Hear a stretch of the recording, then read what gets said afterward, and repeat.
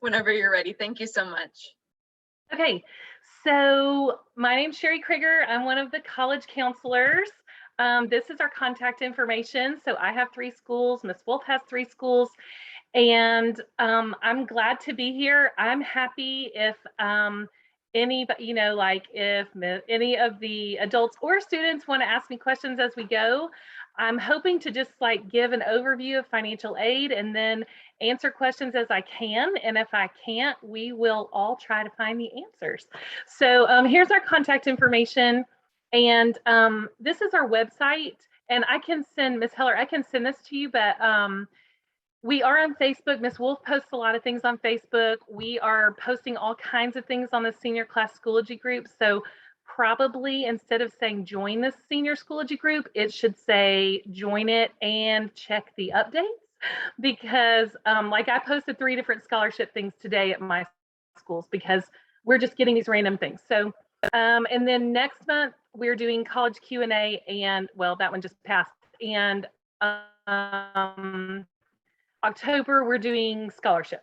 I am going to distinguish between those 2 things. Okay, so I will, on our website, some of the stuff that I was going to show you, one of the things I was going to show you is on the website, so I'll show you that in just a minute. Okay, as a really broad overview, financial aid is a really broad term, and so there are 2 kinds. One kind is merit-based aid, which basically means that it is being awarded for a reason. So this is like academic scholarships, athletic scholarships, or you have really great artwork and you're getting an art scholarship or whatever, but it's awarded for a reason. And this is really important to realize.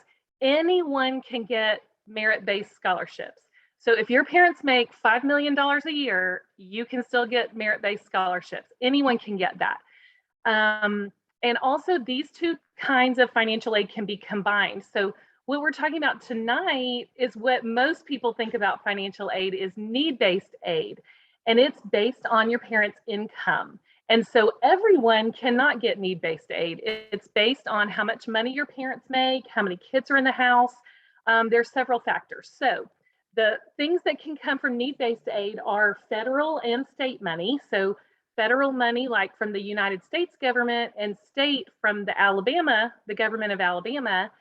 And those are things like the Pell Grant that you've probably heard of. And there are also some state grants. Institutional aid means the institution of the college. So sometimes the college will give you extra money if the government is giving you money. And it's called institutional aid because it's coming from the institution, from the college, and not from the government. And work study is a job on campus that you could get paid for. And then there are loans. And I am sure that we probably all would agree that this is kind of the order that we would want you to go in. Like the scholarships and things like Pell Grant or grants from the college are what some people call free money. That's kind of an odd term, but that means that you don't have to pay it back. And so we would much rather you try to get those monies instead of trying to get a loan. Like loan is like the last option because it has to be paid back. Okay, just really quickly, FAFSA is always important. But in April, the Alabama State Department of Education added this as a requirement for graduation. And the reason they did that is because it is so important, because there are so many people who don't go to college because they can't afford it or they think they can't afford it. And then that means that we have less people graduating, less people getting the jobs that we need them to get, because our state has a real shortage of things like nurses, welders, machinists. We're getting a real shortage of that. And we need people to go to college, teachers, so that we've got a real shortage, and we need people to go to college and get their degree or their credential so that we can fill those jobs. If for some reason you can't do FAFSA, for some reason there is an opt-out form, but we really want you to do FAFSA. Okay.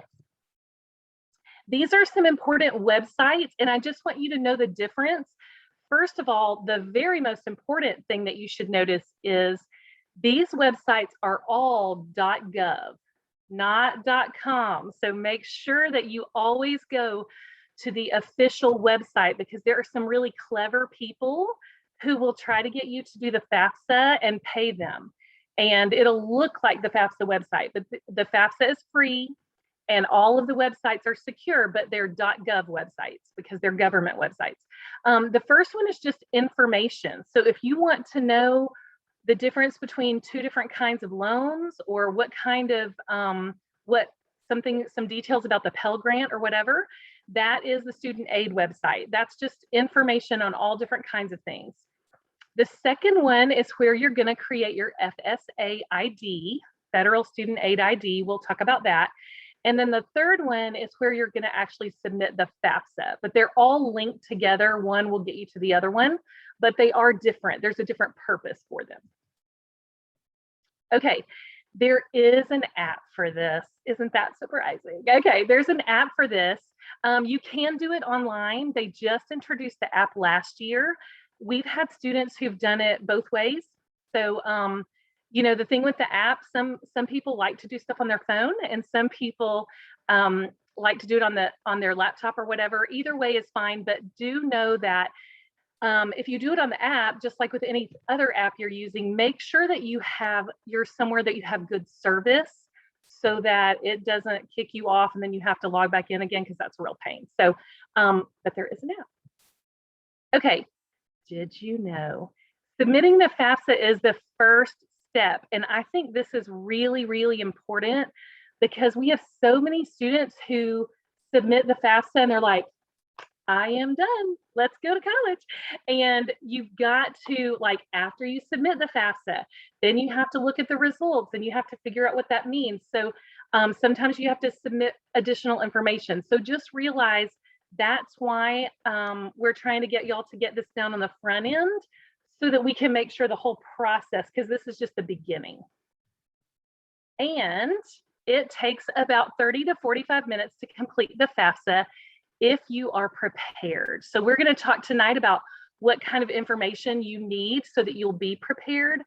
I think the FAFSA, like especially parents, because it talks about taxes sometimes, everybody gets a little like, it's terrible, it's hard. It's not that hard if you have all your paperwork together. Okay, am I going okay, Miss Heller? Okay, so here's the first thing. What is the FAFSA? Because unfortunately, all the adults in your life just say FAFSA, FAFSA all the time, and we sometimes don't know what we're talking about. The FAFSA is the free application for federal student aid. That's what it stands for. And that's why I want to point out the free part, because if somebody's asking you to pay to do this, you're on the wrong website, okay? Federal aid is money from the U.S. Department of Education to help students pay for college and school expenses. So the whole purpose of doing this is so that you can find out if you can get money to help you pay for college, because we would all like some help. It opens on October 1st for our seniors, and it's going to use 2020 tax information. There is something called a Fafsa Forecaster that's going to change over to a federal student aid estimator. I don't know if we have any younger students that are on here that are not seniors, but that's a place where you can go and kind of get an estimate and play around with it without putting your name and social security number in there. And that's the website for that. Again, it's linked into studentaid.gov. So for our current seniors, that's probably not that helpful, because you're fixing to do the real thing. Okay, why do you need to do it? We already talked about it being a graduation requirement, so that is a really big reason. But this first thing here is to find out about what you might qualify for. If you don't do the FAFSA, you're going to have no idea. To determine how much aid or how much money you will get. If you don't do this, you're not going to have any idea. You actually won't get any money from the government if you don't do this. So we got to figure out how much we might get. This is really important. Some colleges and scholarship programs require the FAFSA. So an example of that is Calhoun. Calhoun Community College has a scholarship application, and its deadline is February 1st. The requirements of the application are you have to apply to Calhoun, you have to do their scholarship application, and you have to submit the FAFSA by February 1st. Even if you don't qualify for any financial aid money, even if you don't get anything out of it, you have to submit the FAFSA or you won't get any money from them at all. So it's really important. That's a good reason. If we have any athletes here, your college coach is going to want you to do the FAFSA. Unfortunately, a lot of the college coaches don't mention that until May or June. And so we usually have lots of athletes desperate right at the end of school to do it. So if you're interested in playing college sports, make sure that you do this. And then there are lots of local scholarships that say things like demonstrated need or documented need. And what they're saying is we want some paperwork to show that you need help with college. And this is the paperwork. The FAFSA is the paperwork that you would need for that. So if you don't do the FAFSA, you're not going to have the paperwork to show that you need it. Okay. I think this is really important to know and something a lot of students don't really grasp. And let me stop real quick and say this. Please, please, I hear all the time, this is the nicest way I can say it. I hear all the time, my friend said, my uncle said, my sister said, whatever. And sometimes they do know, but sometimes they are talking about, like, I'm 48. There are a whole lot of people that are my age that are telling kids your age what it was like when they were in school. And the Pell Grant is not the same now as it was when I was in school. So please go to the source, ask one of us that's doing this every year, look online at those websites I gave you and make sure you understand all of the details about the Pell Grant and about FAFSA. So the first thing is the Pell Grant maximum is $6,495 a year. That's a lot of money to get help with college. If you were going to Drake or Calhoun, it would pay for your entire college and you would have money left over. But if you're going somewhere like A&M or Auburn or Alabama State or UAB, this is going to be great if you can get the Pell Grant, but it's not going to pay for everything. And I think back in the day when some of us were in school, it paid for a lot more than it pays for right now. So just realize it's probably not going to pay for everything unless you're going to like Drake or Calhoun. There is something called a partial Pell. So that means that some students will get $0. Some students won't get anything. Some students will get $1,500. Like I've seen a student get like an odd number, like $294. It could be anything in that range. Okay, the next part about loans. I have students sometimes tell me, well, my parents aren't paying for anything, so I'll just get loans. I'll pay for it myself. The federal loan maximum for a student is $5,500. So you can't just go in when you're 18 years old and take out $50,000 of loans. Like that isn't, it's not that simple. Parents can get additional loans and all of that information is on that website, thestudentaid.gov. And then work study is getting a job on campus. You can get a job on campus even without work study, but this is also important. If you do work study, you get a paycheck. So you can use it to pay for your school or you can buy new shoes. Now, I think there are one option is maybe better than the other, but you're going to get a regular paycheck. They're not going to just take your wages for you. It's not like you just work and they just take it. You would get a regular paycheck. Okay. It's awkward because I'm like wanting to like y'all to talk back to me. Ms. Crigger, work study, they have to do their FAFSA to get that, right? Yes, you have to be Pell eligible, which is that first thing. So it would be like a combination, but yes, you need to do the FAFSA. So you can do that. Okay, so the very first thing you're going to do is create an FSA ID. This is just like when you buy something online and you create an account with and you have a username and a password. Your student and your parent have to have an FSA ID, both of you. You can create that anytime before you start the FAFSA. So the FAFSA opens on Friday, but if you want to create your FSA ID today, you could do that. Anytime you can create your FSA ID. It is recommended you do it at least 3 days ahead of time, just in case that any issues come up that they can get worked out. Usually there are not any issues, so it's fine for you to create it whenever.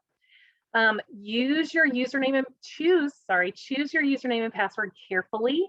You are going to do the FAFSA every year of college. So don't use some crazy username and password that you'll never remember, and keep up with it somewhere. Either write it down and keep it in a safe folder or whatever. You can put it in your phone notes, which a lot of students do. It's just when you get a new phone, you need to make sure that carries over. This is really, really important, this next one.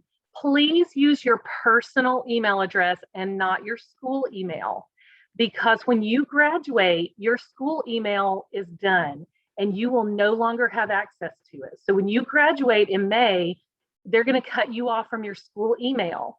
And if you use your school email to do FAFSA, remember we said you're going to do it every year of college, you're going to have trouble. If they're emailing you, you won't be able to get those messages. So use a personal email address. Keep this information in a safe place. And then this last one, remember I said if you have all your materials ready, FAFSA will be easier. So remember you're doing an FSA ID for you and your parent. So you're going to need name and address, social security number, date of birth, and an email address. A lot of times I found that parents want everything to come to them because they're afraid they'll miss something, but you and your parent have to have a different email to do FSA. You cannot use the same email. So y'all are going to have to use your own email addresses for the FSA ID. Can I just add in, Ms. Crigger, that you and your parent also have to make sure that that email is one that you're going to know and remember for the next 4 years. So if it's an email that you're like maybe not going to be using in the future, that's not the one you want to use. Would that be right? Yeah. Yeah, I think a lot of times, I know I've had students where it's like, when you have to redo this, because you're gonna have to do this every year you're in school, when they come back like 2 or 3 years later, all of a sudden it's like, oh, that was my Yahoo account, I don't remember the password to my iCloud. Make sure it's an email that you're actually going to use. And same thing, make sure your parents will use one too. Yeah, and you can change your email later, but it's sticky. It's just complicated because you're using it to log in, and then they're sending you these verification things, but then you can't access it if you don't have that email anymore. So yeah, make sure you're using that same one. Okay, so this is one for you and one for a parent on the FSA ID. Okay, then when you start the FAFSA, so now we've got our FSA ID and we're going to log into the FAFSA website, the actual FAFSA. These are some of the questions they're going to ask you. And this is one reason that we need you to get your parents on board with this, whoever you live with. They've got to help you with this because most students don't know the answers to these questions. So they're going to ask the marital status of your parents. And if you say they're divorced, it's going to ask you when, like, give me a date. And so this is where most of the time when I'm helping students on their own, we have to stop right here because most students have no, I mean, I have no idea. Most students have no idea if their parents are divorced or whatever, what that date was. They're going to ask the number of family members, like brothers and sisters, whoever lives in your house, the household income of your parents. So remember all of this, what we're trying to find out here is if we can get money to help with college, and they are basing it on how many kids are in the house or how many people live in the house, how many of those people are in college, and how much money is coming into that house. That's what they're basing it on. So the household income of the parents, also the child support paid or received, because remember they're deciding it based on how much money is coming into the house. So if one parent doesn't work, but the other parent is sending you lots of money each month, that's money coming into the house. And so they're counting that. They do ask about the income of the student. I have never had a student where their income really changed anything. Like, so if you have a really great job, I'm happy for you. It's probably not going to keep you from getting any money, but they are going to ask questions if the student was working. But remember, we're talking about 2020, like taxes from 2020. So for my current seniors, that means, were you working in like the end of 10th grade, beginning of 11th grade? Like it's been a minute. Okay, they do ask about assets. That is like extra money that your family has. It is optional for most people, But last year we did see a couple of people that all of a sudden that was not an optional question. Most of the time what they ask is, how much money do you have in checking or savings? And so you may just, it doesn't ask you, like, it's just like type the number in here. So you may want to either have access to that information or have that, have that written down somewhere if they ask that question. But for most people, they're not asking that question. Do we have questions on that before I go on? Okay. Okay, taxes. So here's something that's a little bit confusing. The FAFSA is not the same as your taxes, but they are closely related. So the taxes for the student and the parent are going to be used. Like, they're going to be asking you questions about your taxes. If you e-filed your taxes, which a lot of students don't know whether that's true or not, you can ask your parents, but you can link your taxes into the FAFSA. So this is the best possible option. Best possible option. Number one, it makes for less errors. Okay, so like I've had kids before that like typed in $2,000 instead of $20,000. And if you make that error, so it's just like they left off a zero. It wasn't like, they weren't doing anything crazy and they weren't lying. They just left off a zero. And then it throws up a red flag. And then there's lots more paperwork. So we're trying to avoid that. So there are less errors and less red flags if you link into the data retrieval tool.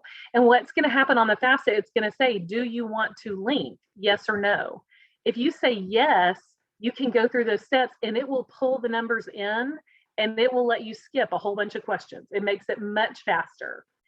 If you don't use the data retrieval tool, you're going to have to go line by line in your taxes, which tax forms are just complicated. That's why parents hate them so much. But also, so it's also more complicated and you're going to have your tax return there. And then sometimes they ask questions about W-2 forms. So your parents will understand that and they probably have them somewhere. If you don't have your W-2 forms, you can go ahead and start the FAFSA and see how far you can get and then get your forms if you need them. Okay, this comes up a lot. Like, we're talking about 2020, which was a long time ago. Sorry, Sherry, I think someone's trying to ask a question. It's a little bit hard to hear. Yeah, my bad. I'm on a bus, but I had a question. So would they, as a student, would they ask for my W-2s too, or just my parents? They may ask for your W-2s, but most of the time, if you link into the IRS data retrieval tool, they won't ask for them because it's going to just pull it all over. This just occurred to me, Sherry, this is going back a little bit, but since Ajoy just reminded me, because just by speaking, Ajoy has a brother who already went through this recently. So if that's true for you, your parent already has an FSA ID. So they're going to use the same one. Yeah, and that's a good point too, because like in that situation, each student has to have their own FAFSA and has to have their own FSA ID, and the parent has one. And actually, if you have a brother or sister who's in college right now doing the same thing, it's actually a lot easier because the FAFSA will let the parent do one and then immediately do the next one, and it'll just pull everything over. So it's a lot easier. So it's not going to be twice as much trouble. It's not quite as bad. Is there anything else? Okay. No, sorry, that just occurred to me when I heard it twice, but like, oh yeah, that is a thing. Yeah. Okay. What if your finances have changed? So here's the thing. We all have like different situations and different stuff that's happened, especially with COVID. And here's the bottom line. The FAFSA is very, it's kind of like a multiple choice question. You have a box that says, type in this number. How much money did you make? There is no place to say, well, I made this much money in 2020, but I just lost my job. I made this much money in 2020, but my mom has cancer and we've got lots of bills. There is no place for explanation. And so the best thing that you can do, and this is why we want you to get it done early, is complete the FAFSA for whatever it's asking you, just answer the question. After the FAFSA is complete, you can talk to the colleges directly. And so then you can get a human involved. Before that, it's just a form with a box that will only take numbers, and you just got to answer it the way you answer it. But here's what a lot of people want. Like a lot of people, and I understand it, a lot of people want to be able to explain before they do the FAFSA, because they know that the FAFSA isn't really showing what's happening right now in their life. But the thing is, the colleges cannot help you unless you do the FAFSA first. They can help you make corrections. They can help you, kind of explain things or make adjustments, but they can't help you if the FAFSA is not done. So the first step is do the FAFSA and then talk to the human on the other side who can help you work out any kind of issues that you have. And they can help you. The college can help you. They can help you if you have questions. They can help explain it. They can help you work out if you've got some unusual circumstances. They can help you with that. But the first thing you've got to do is do the FAFSA. Okay, I'm getting close to the end. I feel like I've been talking for a really long time. Okay, our most common questions. The most common questions we get are about parents. Like, can I just pick which parent I use? Like one of them works and one of them doesn't, so I'm gonna pick this one. Or my mom got remarried and my stepdad is paying, something else, and they have an agreement that he's not helping with college. Okay, you don't get a choice on which parent to use for the FAFSA. So I'm going to stop sharing this real quick and go to another chart that we have. We've linked this chart on our website, which I thought I already had pulled up, but I guess I don't. Okay, so this is our website, and we have a financial aid tab that has some information on scholarships and the FAFSA. But here's this box down here, who is my parent for FAFSA? And I like this chart because it makes it a little more, I don't know, it explains it better. So you start right here. Are your parents married? If they are, then you put the parents' information on FAFSA. But remember, only one parent has to make an FSA ID. They will be linked because their taxes are linked. So only one, even if your parents are married, only one of them needs an FSA ID. Are your parents married? Nope. Okay. Do they live together? Either they do or they don't. Nope. Okay. Did you live with one parent more than the other over the past year? Okay. That means that literally, if you spent one extra holiday, one day with one person more than the other one, that's the person you're supposed to use. So then it says, yes, report that information, or no. If you have not lived with one more than the other one, then the next question is, who gave you more financial support? Okay. Also down here at the bottom is the following people are not your parents unless they've legally adopted you. Sorry, I'm like having trouble seeing. Your step parent, your grandparents, your foster parents. So there are lots of different scenarios, and we all have different kinds of like who's married and not, and all of our parents are unique. And so I think this is a really good one to help you know who to list on the FAFSA. And so I just wanted to share that with you. It's on our website, and you can find it other places too. But I think that's a good thing. Does anybody have a question about that? And that's kind of a unique situation. I'm happy to talk to anybody. If you have questions, we'll try to work it out and figure it out if you have questions that are unique for your family situation. Oh, here we go. Sorry. Okay, so then we're back to this question, can I choose? You can't choose, like it's gonna ask you for a specific thing. Okay, let me see if I can get that going. Okay, based on experience, here are the things that we see often. FAFSA for 12th graders, you're doing a FAFSA for 2022-2023. So this is how I want you to remember it. You're doing the FAFSA for college. So you're doing the FAFSA for when you start college, 2022. There's an option for this year's FAFSA, but you're still in high school. You don't need that one. You need next year's FAFSA. You need to keep your student and parent information separate. I know that seems confusing, but sometimes like parents will go in and do their kids' stuff, and that's fine. But then they write they put like their kid's social security number and then their own birthday because they're just not thinking. So make sure that you keep like your FSA ID and your parents. You've got to complete this with the signature of your parent and student. Your signature is your username and password. A lot of FAFSAs don't get completed because one person signs them and then we're going to remind the other one to do it and then we keep forgetting. So make sure that you complete it. Here's a very important thing that I probably should have put on here. You have 45 days to finish this.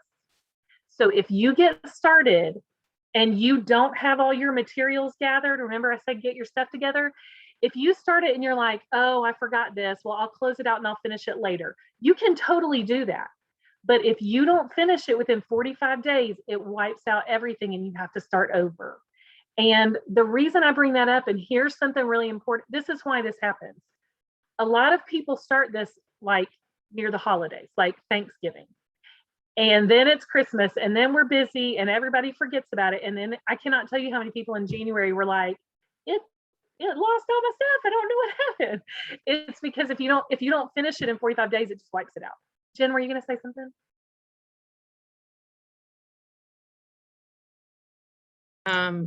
Yeah, it was, oh, I know. Do you know if the app sends like push notifications if people are close to that 45-day window? Has anybody know? I don't know.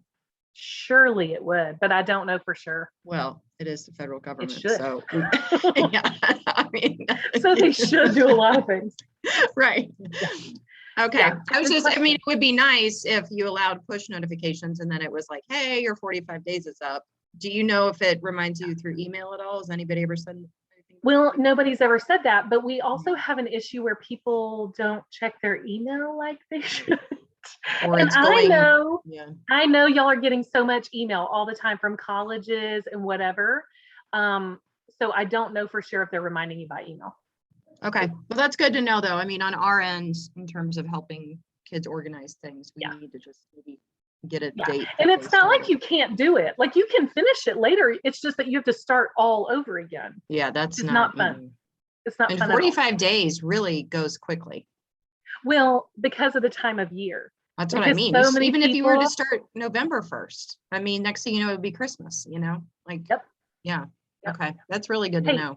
And no parents are wanting to do this at Christmas because they don't think this is fun and shopping is fun. So nobody wants to do it at Christmas. Okay.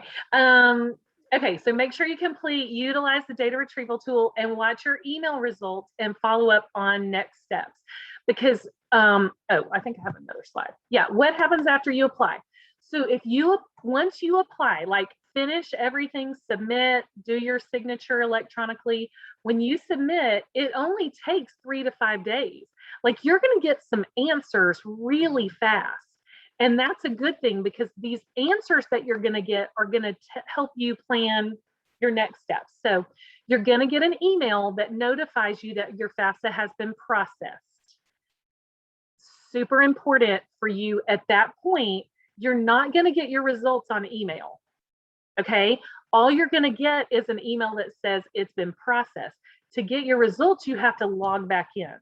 And when you log back in, you're doing this, the student aid report. That's what you're looking at. And the student aid report is going to tell you two things. It's going to tell you your estimated family contribution. That means how much they think your family can pay for college. That number might be 0. They might look at your family's income and say, hey, y'all don't have extra money to pay.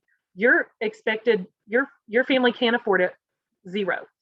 It might say $5,000 or $10,000 or $50,000. You're not going to know till you do this, but it's going to tell what they think your family can pay for college each year.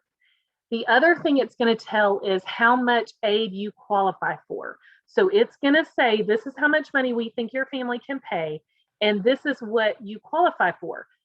Like a Pell Grant, $2,000, $5,000, $6,495, whatever the amount is. And so that is the information that you're going to use to help you plan. It's also information that you can use and go, oh, hey, I can't afford what they're saying. I need more help. I need to talk to the college. or, oh, they're asking me for extra information called verification. I've got some paperwork I've got to do. So that student aid report is going to tell you what you need to know. I'm going to get to this in a minute, but I want to say it right here. I am happy. Ms. Wolf is happy. We've got other people that can help you with your FAFSA. Ms. Heller, Ms. Bradley, Mr. Arnold are going to help you with your FAFSA. We're happy to help you with FAFSA. But the other thing that people don't ask me very often, and I wish they would ask me more, is after you submit the FAFSA, then understanding what it means. I think is super important, because too many people submit it and then they're like, I am done, and they don't pay attention to what it means and what comes next. So when you do the FAFSA, you're going to list your colleges, and this information is what the colleges get. The colleges get how much your family should be able to pay and how much you're going to qualify for. And that's what the colleges do to make their decisions. How much more money can they help you with? Or do you not need help, or whatever the case may be? So they're going to send you a financial aid package. Unfortunately, the timing of that is usually in second semester. So even if you do your FAFSA right now, like let's say you do it next week, you're going to find out how much you could receive and what your family is expected to pay. But you're not going to get all the information from the college until probably January, February, March. But it will be in your best interest to submit it now so that you can possibly get more money from the college. Okay, questions on that? This might be a little different, but, and you may have already said it, but how do the specific colleges, like, did you already talk about listing their schools on the FAFSA? Not really. Yeah, so when you fill out the FAFSA, it's going to ask you, you're going to have an option to list any schools that you want to receive your results. You can list up to 10 schools, and so you should list any school that you're actually interested in. You do have the option of going back and adding more colleges later. So let's say that you're thinking about 4 different colleges right now, and then all of a sudden in December, you've got some other college that you have researched and you're interested in. You can go back and add colleges to your FAFSA. That's no problem. But it is just like with everything else, it's going to be easier if you go ahead and list them when you're doing your FAFSA the first time. It will be best if you list them now. So if you have more than 10 colleges, you can actually list 10 and then go back later and take some of them off and add some more. But I think most of y'all probably have less than 10. Does it matter if we've been accepted at the college yet or not? Like if we've applied there or not yet? Like it's just a college we're interested in? No, that it is fine to go ahead and list them. If you have not applied, that's a good question. If you have not applied and you list a college, they're going to start sending you emails saying, we need you to apply. We need you to apply, because now they've got you, you're on their radar, and they're going to be like, why do we have financial aid if we don't have an application? So, but it's okay if you haven't been accepted to go ahead and list them. Yep, that's a good question.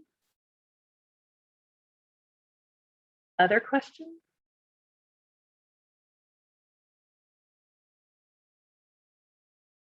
Is anyone on the call, y'all, thinking, I mean, this would make Jen crazy, so like, sorry if you're even asking, but thinking of applying to more than 10 schools?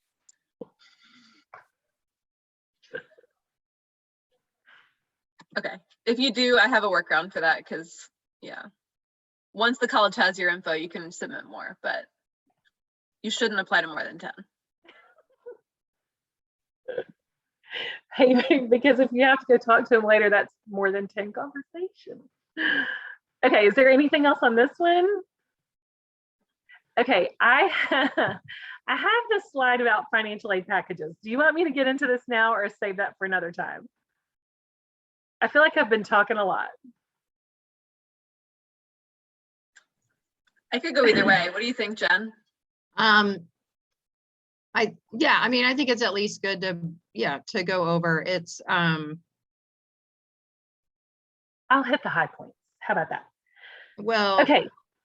Yeah, I think the most important part is that cost of attendance and then total offer, so that you know that. Yeah. So this is a sample financial aid packages for Mary, our student Mary.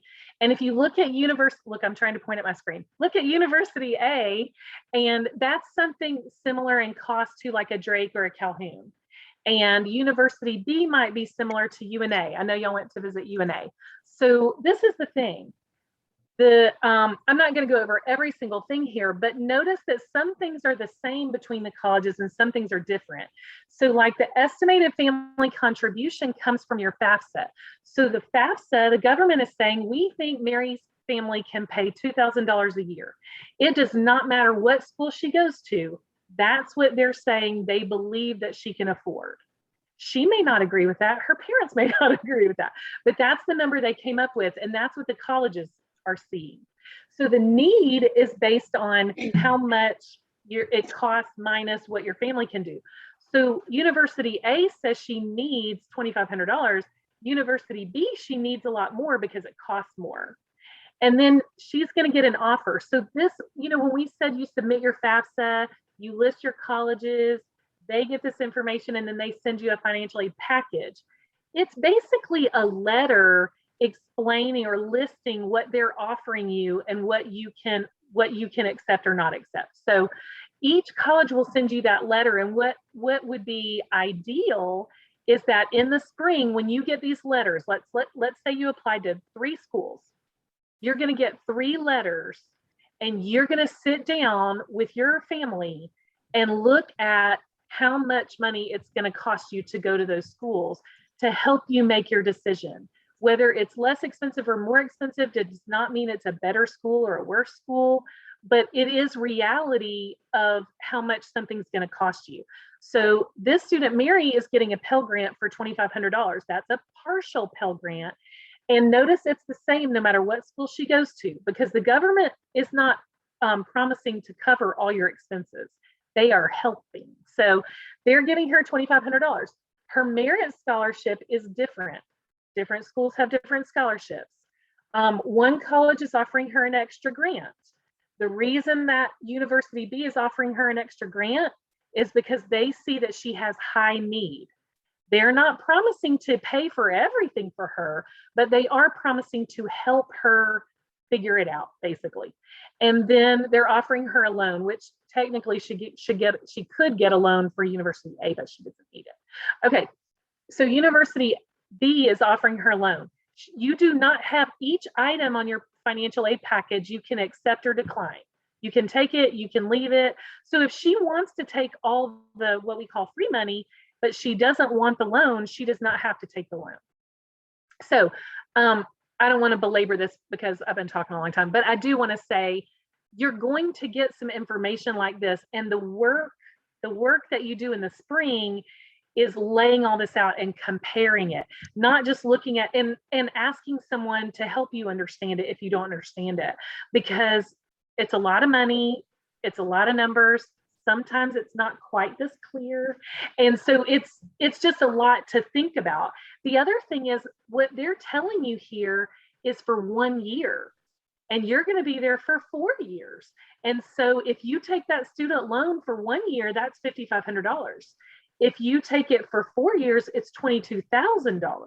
So you've got to think about all those things. Okay. So Sherry, on that slide, they're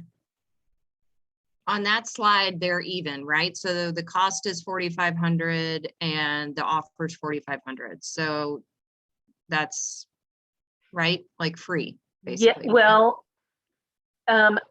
yes, because they're offering her $4,500 and it's free money. So on University A, yes, but Right. on University B, notice first of all they're only offering 15. Mhm. So And the first of all, cost is immediately 19,000. yeah, and the first 2,000 is what they think her family can pay, and then they're only offering her 15. So she's still got to figure out that money, and some of it is a loan. So really, if you really got into it and started looking at what she has to pay the family contribution of 2,000, the student loan of 15 or 5,500, and there's another 2,000 that's not accounted for. So it's not like the college is like, well, you only have to pay 15. Like you still have to pay 19. You just got to figure it out yourself. Right.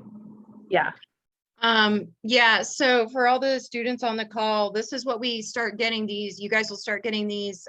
You'll start getting some now in the fall when you get accepted, but you'll also start getting them in the spring as more scholarships come through. And then what we do is a sheet basically that looks similar to this, where we add all the numbers up so that you can make the most educated guess or decision, not guess, but decision on where you want to go based on how much money it's going to cost. So this is something that I would say February, March. Yeah, that's when we really start going through that. And again, Ms. Crigger can answer that for you at school. Ms. Wolf can answer it for you. A lot of the universities will have a portal that you have to log into and find it. And that's, again, some of the stuff that we'll do on Monday nights is helping you find where to even log in. That in itself can take, 20 minutes at least. So that was going to be one of my ads, was like, we say letter, but it's not always like a physical letter. Please don't just wait on the mail. It could be an email. It could be logging into a portal. I feel like the portal thing is like more and more the answer. So when it's like, I never got a letter, you probably did. It's probably in a portal, password protected, somewhere where you forgot even existed. My only other ad, there was something else that Jen just said that I forgot. Never mind, maybe. Oh, in order for us to be able to do this in the time frame where you actually feel like you have time to make an educated decision, that's why we're going to press y'all to get this done ASAP, because otherwise it's going to be like May and June and all your friends have already picked and made their decisions, and you're going to be feeling really pressed because you maybe didn't get all the information when you could have. So we're going to press you this semester to like get those applications, get FAFSA done, so that when it's spring, you've got plenty of time to like lay out all the info and really think this through. Yeah. And one more thing, like on the example down there at the bottom, like the college foundation grant. So one of the reasons that we recommend you get it done early is because the colleges, and A&M says it this way, and I think they say it well. A&M says we have, so the government is giving you a Pell Grant. That comes from the government. But A&M has money in a bucket that they can give to students who qualify. Like if you qualify for the Pell Grant, they have money that they can give you that's a little extra, that might be a college grant. But their bucket is not unlimited. Like they have a limited amount of money in their bucket. And for students who qualify, they will give that money out as students qualify. And you qualify by doing the FAFSA and sending your information to them. So at some point that money runs out. So there will be people who apply for financial aid in April that would have qualified for that extra money, but now the bucket's empty. And so that's the reason, and all colleges have something like that. So that's the reason we want you to do it early, because you could get, and you can get all of those things. You can get scholarships and Pell Grant and a college grant. But the college grant is based on income and also timing, because if you wait too late, their bucket's empty. And so they can't help you, even if you would have qualified if you did it earlier. Okay, that's a lot. Are we ready? Okay. Here's I'm almost to the end. If you get financial aid your first year, should you expect the same amount all 4 years? Most of the time, if your family's finances are similar, you will get about the same amount every year, but you do have to apply every year because everybody's circumstances changed. You might lose a job, you might get a better job.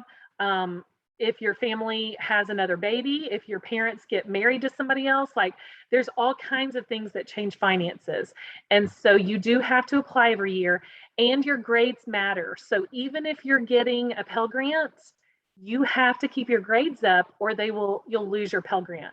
Because the bottom line is the government is saying we want to help you with college, but not if you're not making progress in college. So I don't think anybody on here would have trouble with that, or else you wouldn't be here, but you do have to keep your grades up.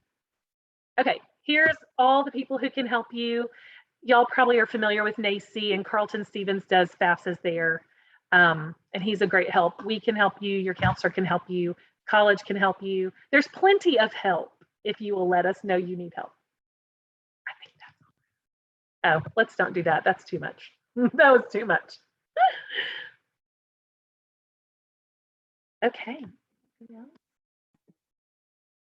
That was awesome. Y'all, please ask questions. I know Trinity, you just hopped on, so I'll send you the information that you missed. But if you have any questions on FAFSA or financial aid, definitely feel free to ask.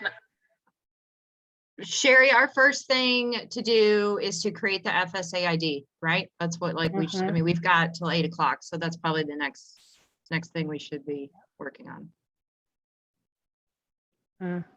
And then start just making track of, if somebody starts at October 1st, then by November 15th, for example, it'll be timed out. Yep. Okay. All right. And so for FSA ID, name and address, social security number. I know that was a concern over the summer. I don't remember. We tried to do something over the summer and nobody remembered their social. Well, and just so you know, like the school, we can't get their socials anymore. Okay. It's like pulled off of my access. So, Okay. so talk to your parents and get your social. All right. So I want to say the good thing is they're theoretically at home now-ish. So maybe we can get some. Yeah. And where's the FSA ID website again? I'll probably just Google it. Where did I put it? There it is. There you go. Student aid, yeah. Okay. Or if you have to Google it. And sometimes on the school computers, they act weird with, I know this doesn't make sense. They act weird with a lot of things, as we all know. Sometimes they act weird if you try to go directly to the website, which doesn't make sense. But if you'll Google like create FSA ID, it'll let you have the link and it'll take you to the right place. Just make sure that you do .gov. But sometimes if you type in I do not know why, but sometimes if you type in the address, it won't do it. Okay. The people on the call, can you put in the chat window if you've done your FSA ID so that we know whether or not to go through it tonight or not? I asked Trinity and she said no, not yet. Okay. I don't know, Lauren and Brenna. Oh, did we lose Kanye? Yeah, I think we did.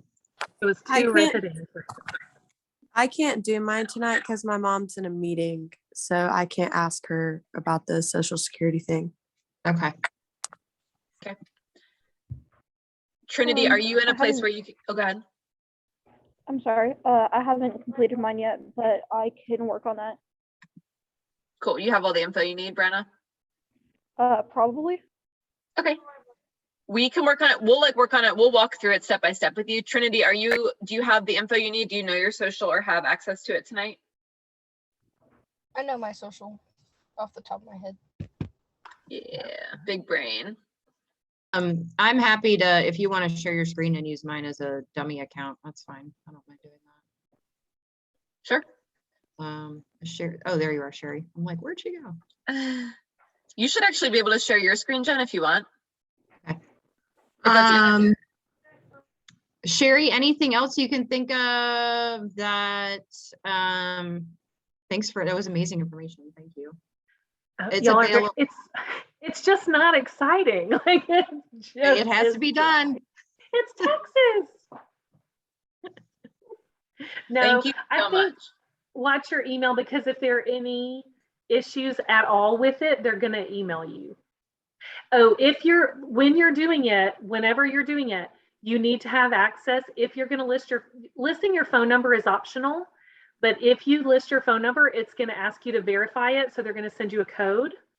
And when you list your email, it's going to send you an email to verify it. So you need to get that code. So even like when your parents are doing it, you just need to make sure that you're in a place where everybody can get to their email and open it. Yeah. Okay. So probably easier to do on a tablet than a phone. I guess they do have the app, but yeah. Or a I don't think laptop. FSA ID specifically has an app, and I would say it's not super mobile friendly. Yeah, you're gonna want a laptop, guys. I think so. Oh, we couldn't do it through the other app you showed. Okay. It's Interesting. separate. Yeah, the FSA ID is like a separate. Mhm.